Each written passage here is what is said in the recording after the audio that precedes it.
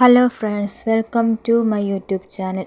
Employment exchange registration പുതുക്കാത്തവരാണോ നിങ്ങൾ എങ്കിൽ വീട്ടിലിരുന്നു കൊണ്ട് തന്നെ നമുക്കത് പുതുക്കാവുന്നതാണ്.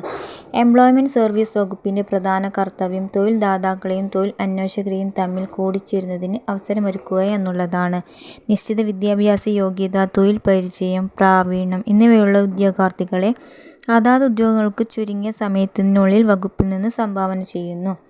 ഇനി നമുക്ക് നോക്കാം എങ്ങനെയാണ് വീട്ടിലിരുന്നു കൊണ്ട് അത് പുതുക്കാം എന്നുള്ളത്.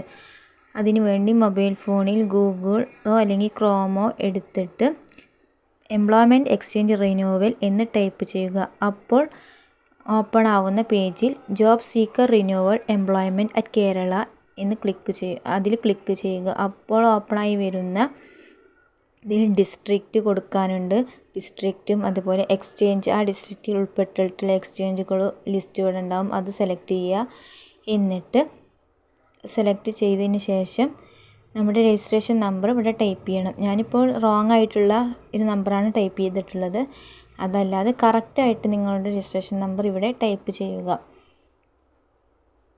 അത് ചെയ്തതിന് ശേഷം ഡേറ്റ് ഓഫ് ബർത്ത് ടൈപ്പ് ചെയ്യുക.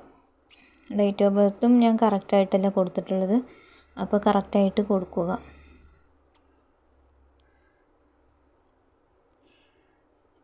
അതിനുശേഷം അവിടെ ഒരു ക്യാപ്ച ഉണ്ടാവും. ആ ക്യാപ്ച ടൈപ്പ് ചെയ്ത് കറക്റ്റായിട്ട് ടൈപ്പ് ചെയ്യുക. എന്നിട്ട് ഗെറ്റ് ഡീറ്റെയിൽസ് എന്നുള്ള ആ കോളം അത് ക്ലിക്ക് ചെയ്താൽ ഇങ്ങനത്തെ ഓപ്പൺ ആയിട്ട് വരും. അതിൽ നമുക്ക് റിന്യൂവൽ ചെയ്യാനുള്ള ഒരു ഓപ്ഷൻ ഉണ്ടാവും. അവിടെ ക്ലിക്ക് ചെയ്യുക. അപ്പോൾ റിന്യൂവൽഡ് ആവും. എൻ്റേത് ഓൾറെഡി ഞാൻ റിന്യൂവൽ ചെയ്ത്